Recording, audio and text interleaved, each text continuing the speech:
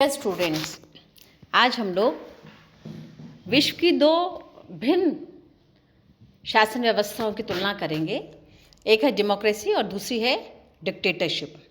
आपके प्रथम वर्ष के प्रथम प्रश्न पत्र के पाठ्यक्रम में भी ये टॉपिक दिया हुआ है।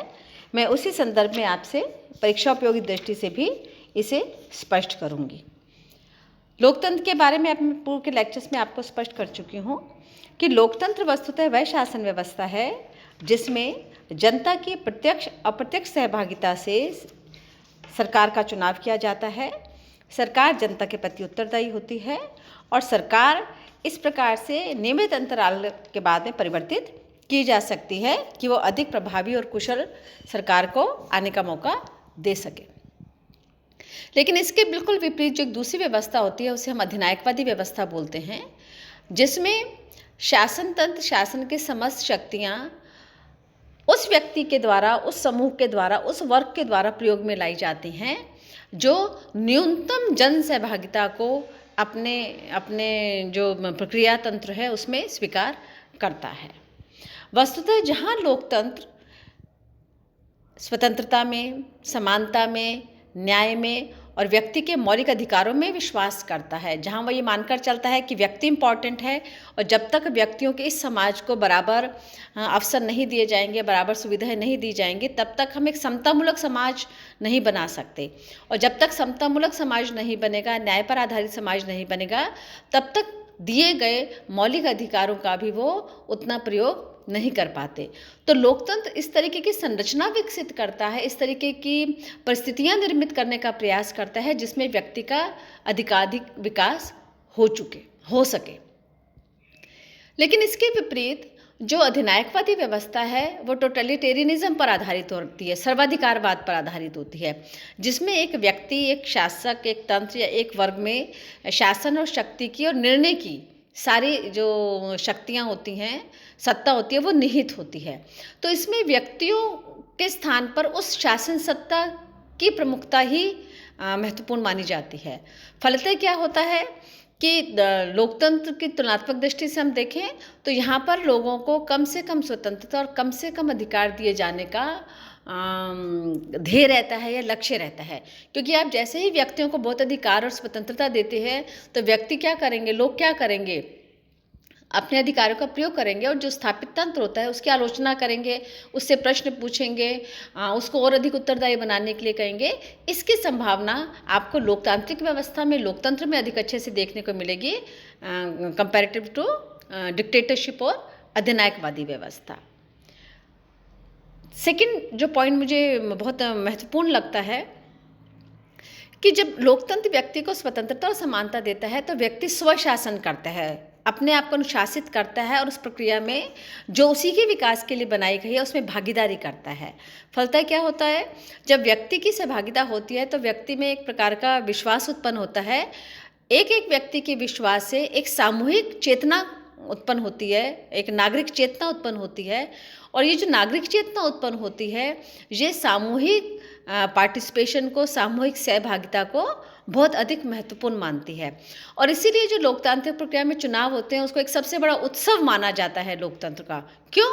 क्योंकि जब चुनाव में एक सिविल कॉन्शियसनेस से, बिलोंगिंगनेस से, एक पॉलिटिकल अवेयरनेस से पार्टिसिपेशन बढ़ता है तो लोगों को लगता है हम अपने ही ऊपर शासन करने के लिए अपने ही लोगों को अपने द्वारा चुनने जा रहे हैं। तो यहाँ पर पार्टिसिपेशन का जो लेवल होता है वो उत्साहपूर्वक होता है, ऊर्जावान होता है और परिवर्तन की आकांक्षा से वो प्रक्रिया बहुत अधिक प्रभावी रहती है और उसमें लोगों का इंटरैक्शन होता है, अंतःक्रिया होती है लोगों में, लोग बहुत अवेयर होते हैं। लोकतंत्र में राजनीतिक दृष्टि से, नागरिक दृष्टि से लोग बहुत अधिक जागरूक माने जाते हैं। लेकिन इसे हम कंपेयर करेंगे यदि अधिनायकवादी व्यवस्था से तो इसमें अनलिमिटेड पावर्स होती हैं। किसके पास में? शासक के पास में, शासक समूह के पास में। जनता के पास में उसका हस्तांतरण नहीं होता है। दूसरी बात, जहाँ लोकतंत्र में हम आलोचना को या कमियों को उन्मुक्त भाव से व्यक्त करते हैं और स्वीकार करते हैं, वहाँ अधिनायकवादी व्यवस्था में ऐसी कोई भी स्थान नहीं होता, ऐसा कोई क्षेत्र नहीं होता जिसमें आप उन्मुक्त होकर किसी भी अधिनायकवादी शासक की या शासक तंत्र की आलोचना कर सकें, क्योंकि वहाँ आलोचना का अर्थ सकारात्मक आलोचना नहीं होकर सीधे से उस समूह की आलोचना माना जाता है, उस सिस्टम की आलोचना माना जाता है जो सारी शक्तियों के सर्वाधिकारीवादी रूप को प्रस्तुत कर रहा होता है। फलतः क्या होता है, जब लोगों को अपने मत का मूल्य नहीं पता चलता है, उनकी सहभागिता नहीं होती है, तो उनकी जो सहभागिता होती है वो धीरे धीरे कम होती चली जाती है। तो कंपेयर टू डेमोक्रेटिक प्रोसेस, वहाँ पर पार्टिसिपेशन का लेवल बहुत ज़्यादा होता है, जनसाधारण के स्तर पर होता है, मास लेवल पर होता है, लेकिन डिक्टेटरशिप में वो कम होता है। लोकतंत्र में जो सरकार चुनी जाती है जनता के द्वारा, जो प्रतिनिधियों के द्वारा सरकार बनाई जाती है, वो किसके प्रति उत्तरदायी होती है? वो जनता के प्रति उत्तरदायी होती है। और उनको ये स्पष्ट होता है कि आप एक निश्चित समय के लिए चुने गए हैं, आपके निश्चित लक्ष्य हैं, आपने अपने चुनाव के घोषणा पत्र में ये लोगों के सामने लक्ष्य रखे हैं, वादे रखे हैं, और आपको इस डायरेक्शन में काम करना है। चूँकि ये जनता के प्रति है, तो जनता के प्रति उसका उत्तरदायित्व है, तो जनता उससे पूछती है कि भाई आपने ये काम किया या क्यों नहीं किया। तो जनता का और प्रतिनिधियों का, जनता का और जो नेता होते हैं, जनता का और शासक समूह का इंटरेक्शन बना रहता है। लेकिन ये वाला जो संवाद होता है, शासक और जनता का जो कहते हैं संवाद होता है, जो कम्युनिकेशन होता है, वो डिक्टेटरशिप में न्यूनतम स्तर पर होता है, निस्तर पर होता है। उसमें किसी भी प्रकार की आलोचना को, किसी भी प्रकार के प्रश्न को दमन के स्तर पर डील किया जाता है, उसको दबाए जाने की कोशिश की जाती है। लास्ट पॉइंट, जो फ्रीडम ऑफ टोटल डेवलपमेंट होता है वो किस में होता है? लोकतांत्रिक व्यवस्था में होता है, क्योंकि समान अवसर प्राप्त होते हैं।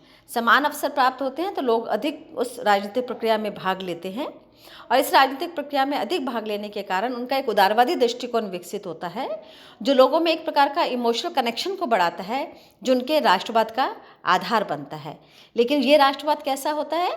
जो विश्व बंधुत्व को और विश्व शांति को बढ़ाता है, और विश्व शांति को बढ़ाता है तो अन्य राष्ट्र भी अंतर्राष्ट्रवाद में विश्वास करते हैं। लेकिन इसकी तुलना में जो अधिनायकवादी व्यवस्था है, उसमें जो इंडिविजुअल होता है उस पर कम फोकस होता है, उसका पार्टिसिपेशन कम होता है, और वहाँ का जो आदर्शवाद होता है वो इस रूप में होता है कि हमारा राष्ट्र श्रेष्ठ। तो उनकी जो राष्ट्रवाद की अवधारणा होती है वो कहीं ना कहीं उग्र राष्ट्रवाद के रूप में अभिव्यक्त होती है, जो अंततः हिंसा या विश्व शांति के लिए खतरा बनती है।